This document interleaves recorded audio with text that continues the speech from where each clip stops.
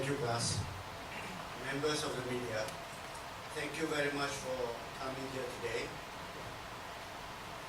As you are probably aware, National Feedlot Corporation has had many challenges the last 3 years, many of which has been the result of lies, distortion, and fabrications by the opposition, especially Rafizi Ramli. It has been I have been rather quiet in these few issues because, as you know, I'm married to a politician who was a former member of the cabinet and a wanita chief for PN.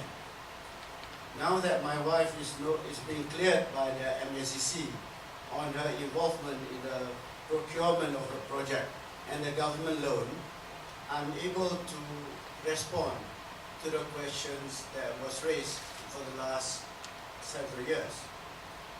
But let me begin by saying that my wife, Shahrizad Abdul Jalil, is not connected to NFC. This have to make clear, and you can trace anywhere in the story, in the document, if she is ever involved. The opposition has always vigorously linked her to Nfcorp, which is a lie. I want to reaffirm that there is no connection whatsoever between her and Nfcorp. The Malaysian MACC has also cleared her name, and in the Operation Review Panel on 31st May 2012 said that she is not involved with the procurement of the 250 million government loan for National Feedlot Corporation Sdn Bhd. It is now 14 months since the MACC had cleared my wife, but the opposition and a handful of her adversaries continue to allege her involvement in these Nfcorp issues. This, I think, is very unfortunate. MACC Chairman Tan Sri Hadnan Abdul Jalil has said that the panel made decisions based on studying the investigation reports and reports from the AG's chamber. And they have cleared her. And I'm very happy for her on that issue. So I hope that should be the end of it, 40 months ago. But it is still coming up. However, today my focus is on the lies, the distortion, and the fabrication, cast again by Rafizi Ramli, the MP for Pandan, with regard to the terms of sale and purchase of National Feedlot Corporation. Let me clarify some salient points. But before that, let me say this. This is what Rafizi Ramli said, as you heard just now. While the government could recover a portion of the money, that is 69 million and 80 million, it is unlikely to get the balance of 163 million, since a new firm is only absorbing the assets, not the liabilities. The terms of the sales and purchase agreement between Nfcorp and Kirimitonas Agro Sdn Bhd would see that Kirimitonas Agro purchase the entire share of Nfcorp and its related companies, and accordingly take over all assets and liabilities, which include the 250 million with the government of 250 million loan with the government of Malaysia.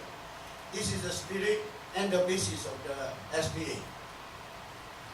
And Nfcorp has no knowledge whatsoever of any variation to the original term and the conditions of the sales.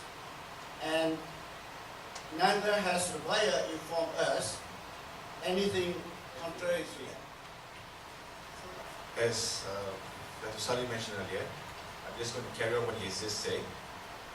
Please allow me to add that as recent as last Saturday, on 20th July 2013, both the parties from Nfcorp and Kirimitonas had met to verify the claims by the opposition and internet news portal medias. No interviews had been given whatsoever by Nfcorp nor by Kirimitonas to the opposition or the internet news portal medias. As such, we'd like to take a position on a few matters. Number one, we stand by the original terms of the sale and purchase agreement on the 21st February 2013 between Kirimitonas, Agro and NFC. Two, this is very important, there is no stripping of assets whatsoever in the deal as claimed by the opposition. Three, neither is it true that the government is unlikely to get back the balance 163 million ringgit since the new firm is absorbing only the assets, not the liabilities.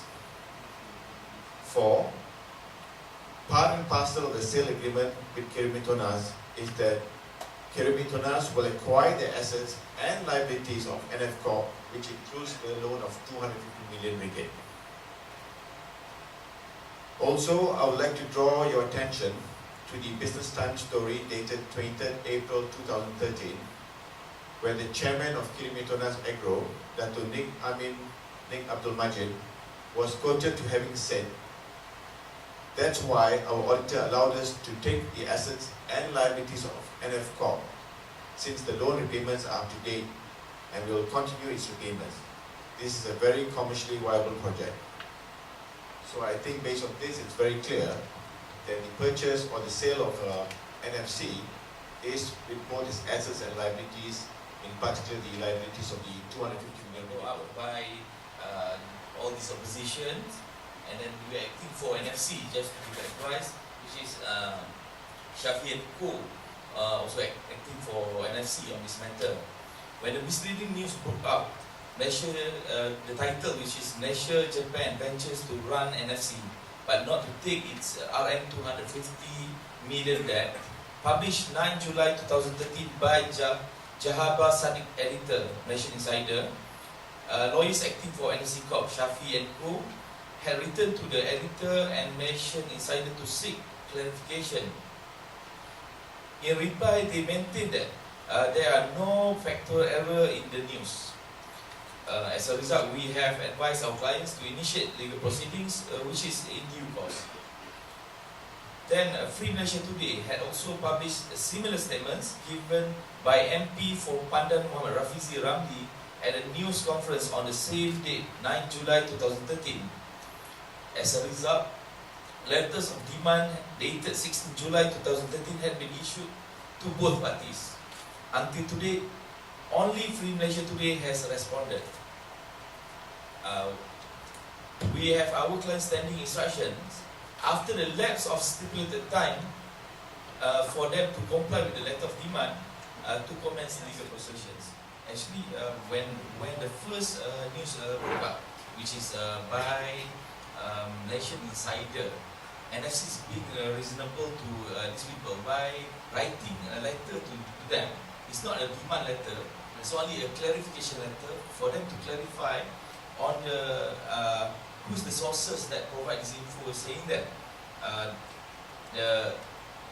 the Japanese venture not going to take over the liabilities. So basically, we are not intent to sue from the beginning, but the things they fail to provide with the source of which they claim that they got a source from two sources. So until today, they have not provided with the two sources. So who's the party involved in the legal action?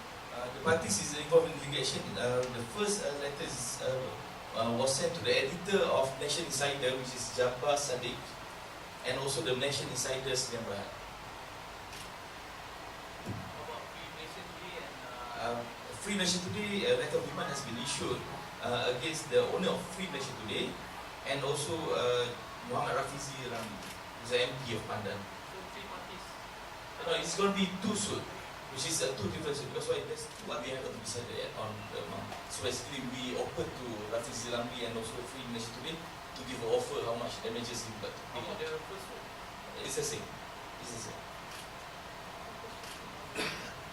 This is some clarification. So you have issued 3 letters of demand to Malaysia Insider, Free Malaysia Today, and Rafizi and Free Malaysia Today has responded.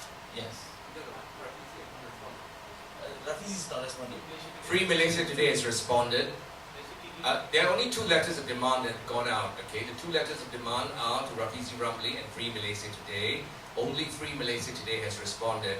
In terms of Malaysian Insider, we wrote to them with a letter to clarify.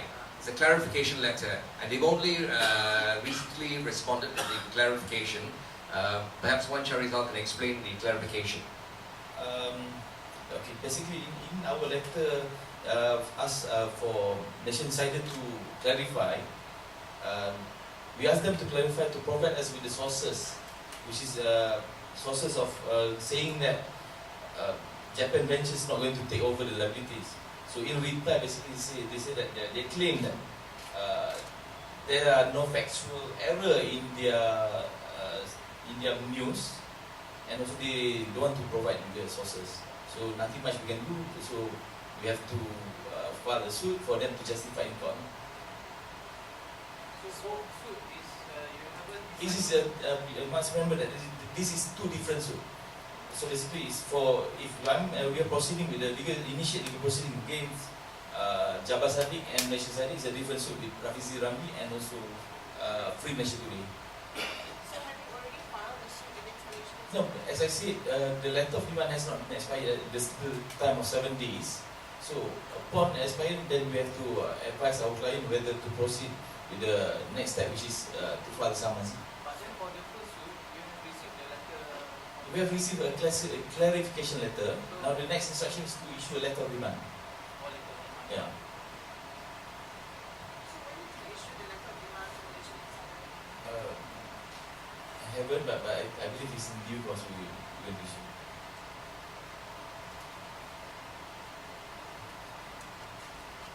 Datuk Seri Mohamad Salleh, do you have any views on how much damages you think have incurred? And how much are you asking? I think my lawyers will decide on the quantity to ask for.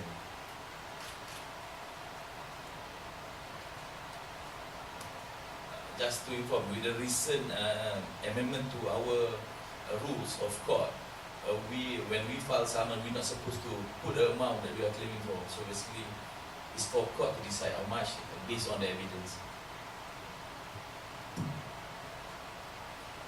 Sorry, can I just ask for clarification on how much the consideration price of the sale and purchase agreement and when it's supposed to be complete?